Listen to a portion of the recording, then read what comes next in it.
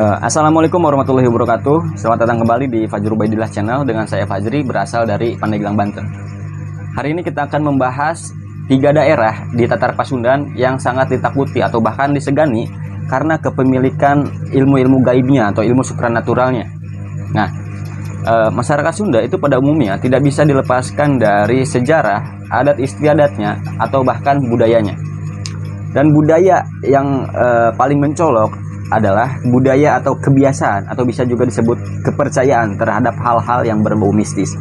Ini terbukti dengan lahirnya begitu banyak ilmu-ilmu yang berdasarkan kepada kemistisan itu tadi, seperti ilmu santet, ilmu kebal, ilmu meramal, pelet, atau yang semacam dengan itu.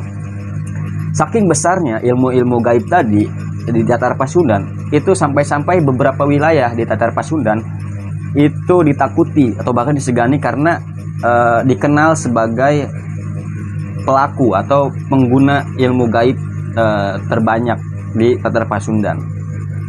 Bahkan sampai-sampai ilmu-ilmu gaib itu tadi menjadi ikon atau menjadi ciri khas bagi beberapa wilayah di Tatar Pasundan. Seperti misalkan kita kenal debus ya. Debus itu kan ilmu kebal yang berdasarkan pada bisa dikategorikan sebagai ilmu mistis ya. Dan itu menjadi seakan-akan menjadi menjadi ikon atau menjadi ciri khas di wilayah itu sendiri. Nah, dan sebelum kita lanjut ke pembahasannya, alangkah baiknya buat teman-teman yang belum paham, belum tahu apa itu Tatar Pasundan, apa itu yang dimaksud dengan Tatar Pasundan. Tatar Pasundan itu adalah wilayah geografis yang menempati wilayah barat Pulau Jawa. Wilayahnya itu mencakup Provinsi Banten, Provinsi Jawa Barat, dan DKI Jakarta. Nah, itulah yang disebut Tatar Pasundan atau bekas wilayah kerajaan Sunda atau kerajaan Galuh. Nah, itulah yang disebut Tatar Pasundan atau tempat-tempatnya orang Sunda. Nah, bicara soal ilmu kebatinan di Tatar Pasundan ini, banyak sekali ilmu-ilmu yang berlandaskan pada kemistisan itu tadi. Bahkan mungkin di seluruh dunia pun ada gitu. Tapi ini khusus Tatar Pasundan, saya sudah mengumpulkan 3 daerah yang sangat terkenal sekali karena ilmu-ilmu supranaturalnya. Nah, ayo kita mulai videonya.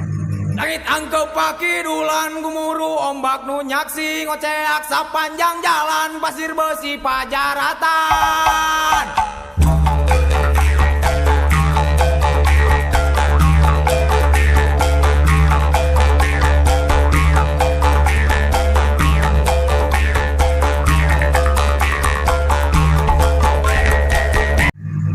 Oke teman-teman, kita mulai dulu dari nomor 3. Nomor 3 ada daerah Sukabumi.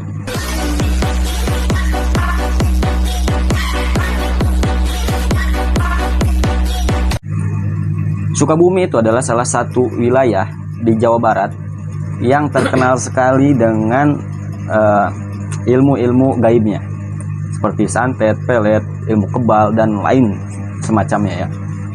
Mungkin kalau kalian pernah mendengar kisah si Jampang yang melawan kolonial Belanda itu si Jampang itu dia orang Sunda, dia tuh orang Sukabumi, bukan orang Betawi. Jadi jika kalian baca situs resminya Pemprov DKI itu, si Jampang itu diceritakan bahwa ayah si Jampang itu berasal dari Banten dan ibunya itu berasal dari Jampang. Nah, kenapa si Jampang ini dinamakan si Jampang? Karena si Jampang ini dia lahir di satu desa yang bernama Jampang gitu. Dan nama asli si Jampang ini saya belum tahu juga ya. Tapi yang jelas si Jampang ini itu berasal dari daerah Jampang Sukabumi, dan hingga sekarang itu wilayah Jampang itu menjadi pusat kekuatan magis atau kekuatan pusat dari para pendekar-pendekar yang ada di daerah Sukabumi. Dan karena banyaknya pendekar di Jampang ini itu mengakibatkan daerah Sukabumi itu dikenal sebagai daerah yang disegani bahkan ditakuti karena kepemilikan ilmu-ilmu gaib tadi. Dan tokoh yang paling terkenal dari Sukabumi ini adalah si Jampang itu tadi. Oke, kita lanjut yang kedua. Di urutan nomor kedua ada daerah Garut. Jaga jarak aman Anda sebelum bergoyang. Awas jangan salah pasangan. Aku sugih. Garut juga merupakan salah satu daerah yang berada di wilayah Provinsi Jawa Barat. Wilayah itu ada di sebelah selatan Jawa Barat ya. Nah, Garut ini itu dikenal dengan pendekar Pakidulan atau jawara Pakidulan. Nah, sebetulnya ada beberapa tempat yang dikeramatkan ya atau dianggap sebagai pusat mistis di daerah Garut ini, yaitu Hutan Sancang. Nah, Hutan Sancang ini biasa didatangi oleh para pemburu ilmu-ilmu mistis itu tadi untuk melakukan tirakat atau semacamnya ya, atau untuk menaikkan ilmu-ilmu kekebalan tubuh atau yang semedi atau yang semacamnya ya, karena Hutan Sancang ini dianggap sebagai hutan yang keramat gitu, di daerah Garut. Nah, bukan hanya itu, daerah Garut juga mempunyai perguruan silat yang cukup banyak juga ya, dan melahirkan pendekar-pendekar atau jawara yang berkualitas tinggi. Bahkan bukan hanya dikenal di kawasan Jawa Barat, bahkan di perguruan silatnya itu bisa terkenal ke mancanegara.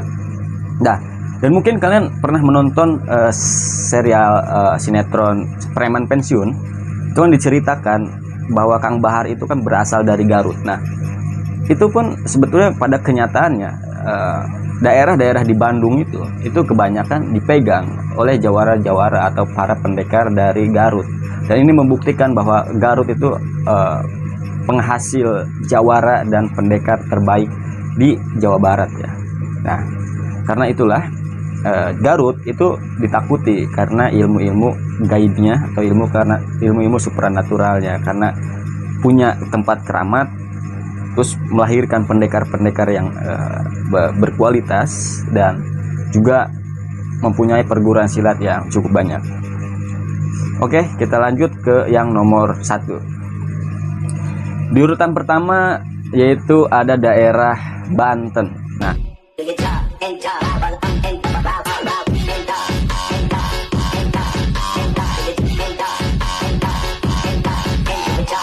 mungkin kalian sudah tidak asing atau tidak aneh lagi jika daerah Banten ini menjadi daerah yang paling dikenal dengan keilmuan supranaturalnya ya. Nah, di Banten ini pada umumnya itu ilmu-ilmu seperti itu digolongkan menjadi 2, yaitu ada ilmu hitam dan ilmu putih. Nah, ilmu putih biasanya kita kenal ya, itu berasal dari para ulama atau kiai, sedangkan ilmu hitam itu berasal dari para pendekar atau jawara dari pedalaman. Nah, di Banten sendiri itu ada tempat yang dianggap keramat ya, atau biasa juga tempat-tempat ini dijadikan tempat tirakat atau menaikkan ilmu atau berguru atau mencari ilmu untuk para pemburu ilmu-ilmu kemistisan itu. Yaitu beberapa diantaranya yaitu ada Gunung Karang dan daerah suku Baduy. Nah, biasanya tempat-tempat ini dijadikan tempat untuk melakukan tirakat atau memburu ilmu-ilmu supranatural itu tadi, karena 2 tempat ini dianggap keramat dan mempunyai energi mistis yang sangat kental ya di daerah Banten. Dan Banten juga terkenal dengan para pendekarnya atau jawaranya yang sangat ditakuti ya. Dan tugas dari jawara-jawara di Banten ini itu sudah jelas untuk melindungi para alim ulamanya atau para kiainya dari segala ancaman yang ada ya, karena pada zaman dulu kiai itu dianggap sebagai suatu atau seseorang yang paling dihormati di Banten. Jadi harus ada pengawalnya. Ya, pengawalnya itu adalah jawara. Jadi jawara itu bukan asal petang-peteng doang itu. Jawara itu adalah bertujuan untuk melindungi kehormatan nyawa dari kiainya itu sendiri ya. Nah, di Banten juga itu banyak sekali perguruan silat, bahkan hampir dari seluruh wilayah di provinsi Banten itu setidaknya ya 1 kecamatan pasti punya 1 perguruan silat ya. Itu sih menurut survei yang survei saya aja ya. Jadi tidak heran jika Banten itu dikenal sebagai sebagai pusat dari pendekar atau jawara atau ilmu-ilmu gaib atau ilmu supranatural itu tadi. Nah,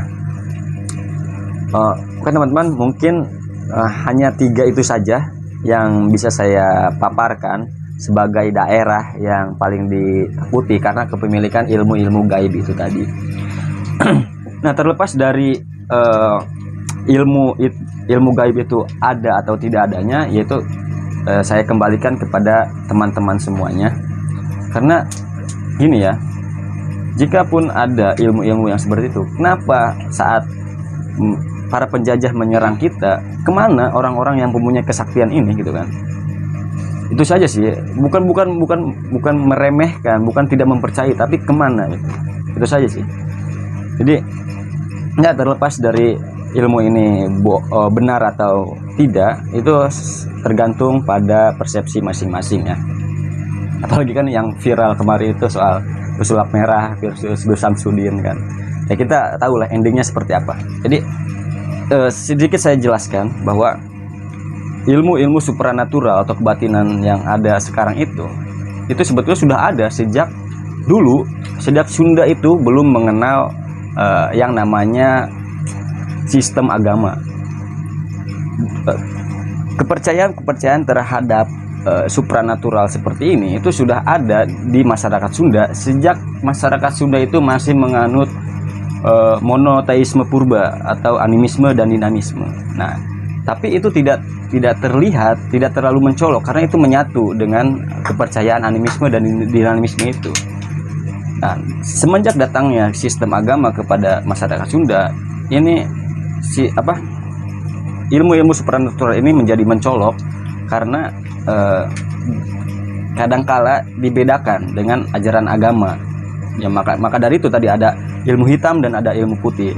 Jika dulu itu tidak ada ilmu hitam, karena menyatu dengan sistem kepercayaan pada saat itu, yaitu monoteisme purba atau animisme dan dinamisme. Nah, itulah teman-teman yang bisa saya sampaikan 3 daerah yang paling disegani karena kepemilikan ilmu-ilmu tadi. Ya, di sini sebetulnya yang terpenting dari daerah itu bukan dari pemegang ilmu kebatinan atau itu ilmu kesupranaturalan, tapi individu yang berkualitas dari segi pemikiran, dari segi perilaku, dari segi moral. Itulah daerah yang harus disegani.